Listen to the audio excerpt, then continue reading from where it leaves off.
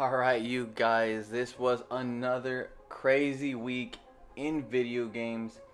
And if you guys are new to this channel, or you guys are new to this video that I do every single Friday, where essentially what I do is I just pull some of the gaming news highlights that I think are interesting, and I think you guys might as well. So, if you guys want to sit back, we're going to go over some topics like some PlayStation games coming to the PlayStation Plus subscription, some games that got reviewed, previewed, demos, all that and more in this video. But first, before we get into the actual video, do me a favor, you guys, like the video. If you guys like this style of video, please consider subscribing, as it does help us out tons. And without wasting any more time, let's get into the first topic. That is the September Nintendo Direct. A lot of people were pretty much rumored. A lot of people had already leaked out that a Nintendo Direct was set to happen in September. We get one every year in September, so it's no surprise. As far as reception on the Nintendo Direct, a lot of people have, pretty much said it's mid. Some people say it's outright terrible. I think it was a good Direct all in all. I don't think it was the banger Direct that a lot of us want or expect from Nintendo. But Nintendo can't do that every single time. And so far, majority of the Directs this year have been top tier bangers. So I think it's fair to say that this Direct, not really delivering on everything everybody wanted, but giving us a little bit of stuff, it makes sense. Especially given the fact that Nintendo Switch is probably, over. This is probably the last Direct for the Nintendo Switch before the successor comes out next year. So all in all, I think it was a phenomenal Direct. Well, maybe not phenomenal. All in all, I think it was a good Direct with a lot of cool titles, a lot of interesting titles. I do have a video on the channel going a little bit more about the specific titles that I like. I'm not going to detail every single one in this video just because that's not what this video is for. But yeah, go ahead and check that video out if you guys are interested in that. So our PlayStation Plus extra tier and premium tier games have been announced for the month of September, and there is a lot of really good titles coming to at least the extra tier. Things like 13 Sentinels Aegis Rim, things like Nier Replicant, Star Ocean the Divine Force, which I don't think is a phenomenal game. At least it looked like a game I wanted to try out, but reception was very lackluster, so I didn't check it out. But it coming to a tier that I'm already subscribed to, I'm definitely going to check it out. Nier Replicant is a phenomenal game if you've never played it, and 13 Sentinel Aegis Rim is one of the most underrated gems I think I've ever played. This is like peak storytelling in gaming, and it's one of my favorite games I played in the last couple years, and I think more people definitely need to check this out, especially if you're subscribed to the PlayStation Plus extra tier. There's a bunch of other games that I didn't really want to talk about because they didn't really interest me as much, or I don't think they're as hype. Those are kind of the big three mainliners, but there's definitely a couple other titles coming to premium and also extra, so definitely check it out if you guys are interested or if you guys are already subscribed. Alongside the Nintendo Direct, we also had a PlayStation State of Play. I'm not going to go into too much about the State of Play specifically. I am going to touch on a couple of games that were announced there, or at least like showed more updates on specific games that I already knew about. The first one I want to talk about is Helldivers 2. We finally got a release date, and that's February 8th, 2024. That is fantastic for me because this is a game that I'm definitely very excited to check out, but I was worried that it was going to release in 2023, and honestly, I have no more room to budge on games. If any more games that get announced, I don't think I'm going to be able to fit them in, so I'm definitely excited this game is coming out February, as the slate for February is still somewhat clear, besides a couple other big banger games, but this releasing very early in the year gives it a solid chance of having a healthy community, and I'm very excited, and I've seen nothing but good things from the trailers of Helldivers 2. 2023 has been a weird year for PlayStation, as we're used to the big Sony company releasing a lot of first-party titles, but so far this year we only have the one title to look forward to, and that's Spider-Man 2. Spider-Man 2 did drop a new trailer at the PlayStation State of Play. Again, I don't need any more hype from trailers, to be honest, because I'm just ready to buy this game day one. What is really cool is that previews for this game have announced. People have been playing this game from media, and the reception is phenomenal. They're talking about how this utilizes the power of the PlayStation 5's SSD with like zero load times, super fast like traversal speeds. They also utilize like the adaptive triggers in the PlayStation 5 DualSense controllers. All in all, this game looks to be just a huge and massive success. Not just for Insomniac, but for PlayStation in general. And yes, they only have the one first party title releasing this year, but I'm glad that it's Spider-Man 2, because Spider-Man back on PS4 was one of my favorite games on the PS4, and Spider-Man 2 looks to deliver on everything I want a sequel to deliver on. Alright, now let's move from PlayStation and let's focus a little bit more in on Square Enix.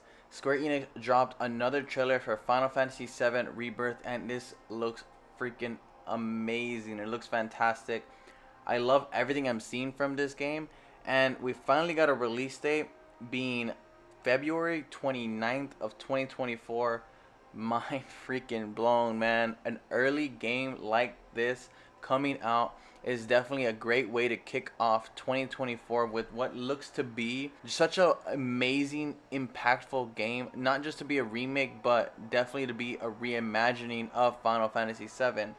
We also got more updates, as the creative director has gone on record to speak a little bit more about what we're going to come to expect from Final Fantasy VII Rebirth.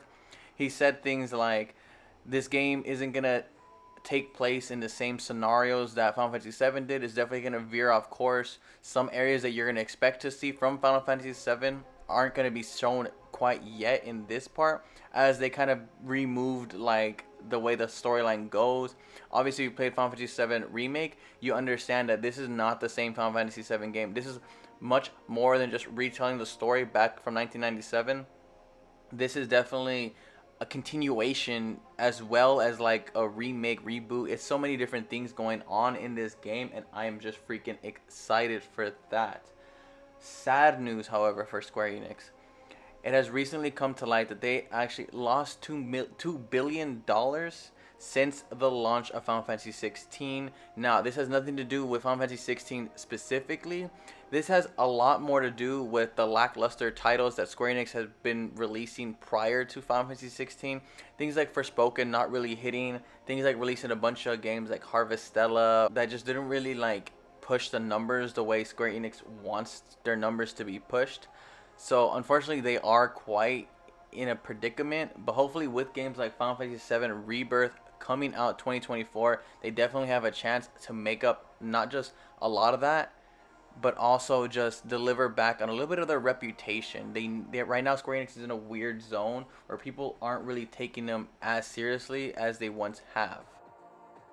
Something that is good news from Square Enix is that they did drop a demo for Star Ocean: The Second Story R on the Nintendo Switch and on the PlayStation consoles. I played the demo, and man, this game's freaking amazing. This harkens back to that golden era of Square Enix back when, I mean, obviously this is like Trace and stuff like that, and it's not really the Square Enix or the Squaresoft game, but it definitely has that same like vein, that same energy, that vibe, and I just freaking love this demo. Definitely check it out. It is freaking fantastic. I'm hoping this game does really, really well, because again, Square Enix needs as much W's as they can get right now. Let's get into Unity, man. Unity engine, for you guys who don't know, is just an engine that is utilized by a lot of specifically indie developers. Not a whole lot of AAA blockbuster studios use Unity engine. Those typically rely on Unreal. So Unity is kind of like the primary engine for a lot of indie games. Now, typically how they monetize, the Unity engine is they'll take a portion of your sales based off, again, how much money you make on your sales. Well, recently they decided to update the way they're going to monetize their like engine, and they're essentially going to be taking a percentage not just off of sales, but also of like downloads. So think of like all those indie games that go to Game Pass or PlayStation Plus subscription that just get downloaded and not really purchased. Well, they want to start seeing money from that, which kind of stir up this whole controversy about like, is this going to ruin a lot of indie games because of people just downloading it, re-downloading it, stuff like that. Like, they haven't really determined download too well, but also the fact that things like the subscription services have been beneficial to a lot of indie companies that really, really, really need that like support line. And the fact that Unity Engine is going to start dipping their hands in more money from a lot of these companies that really can't afford it is very despicable. I mean, it sucks that Unity Engine is going to do that from essentially their most loyal customers. You think that you would, like, I don't know, better support your developers working on your engine, because again, Unity Engine isn't like Unreal. They're not like the main engine. They're, you know, like a side engine. They're like the Burger King to McDonald's. In this year full of just major big banger titles, a lot of games are definitely not getting the spotlight that they deserve. Gunbrella released this week and reviews were phenomenal. It got an 82, which is a very solid score for this style of game. Not even just for this style of game, this is just a solid score in general. I played the demo, if you guys haven't checked that out, the demo is fantastic. This is developed by Doinksoft and is published by Devolver Digital, and it definitely has that Devolver Digital charm that they just know how to pick out quality titles. Definitely, if you guys have the time or the money or just even the interest, pick up Gunbrella because it is fantastic. Reviews for Mortal Kombat 1 also released this week, and it is sitting at a very, very solid 86. That is fantastic. Again, this is the year of the return of fighting games. Things like Street Fighter 6 scoring really, really high. Mortal Kombat 1 doing phenomenal things. This is a great year for fighting games. This is a great year for games in general. And obviously the Metacritic for a lot of these games are just fantastic. We love to see these great big banger titles delivering on everything that we come to expect as consumers. I'm picking up Mortal Kombat 1 and I'm definitely excited to play this next week. In a year full of tons of success stories like Street Fighter 6, like Mortal Kombat, not everything has been a success. Unfortunately, Ascendant Studio, the developer behind Immortal of Aveum, unfortunately had to lay off 40% of their staff because essentially their game did not do what they expected, what they were hoping. And I mean, I'm hoping this is I don't want to say a warning sign, but I feel like a lot of these new studios need to be a little bit more precautious with how they develop their games. We saw this earlier this year with Callisto Protocol, where they had to lay off tons of people. We see like companies like Volition having to close down, and I feel like it's such a sad story when these people are putting their heart and their passion into these games, and unfortunately, due to, you know, the finances not really being there, they end up having to let go some very talented people. And I didn't play Immortals of Aveum, I guess I'm part of the problem. But also, maybe they should do a better job of downscaling. So if this game doesn't do the numbers they want, because this is a new IP, this is a new studio developing a game on Unreal Engine 5, they definitely should have, in my opinion, downscaled to better protect their team of talented developers, so that unfortunately we don't have situations like this. But hey, this is gaming in modern day. This is what happens, and especially in a big year like this, when you release games that aren't really up to par or aren't really, like, you know, renowned like some of the other games are. So unfortunately, that's just like the nature of the beast, and this is what we're kind of getting used to hearing from a lot of these games.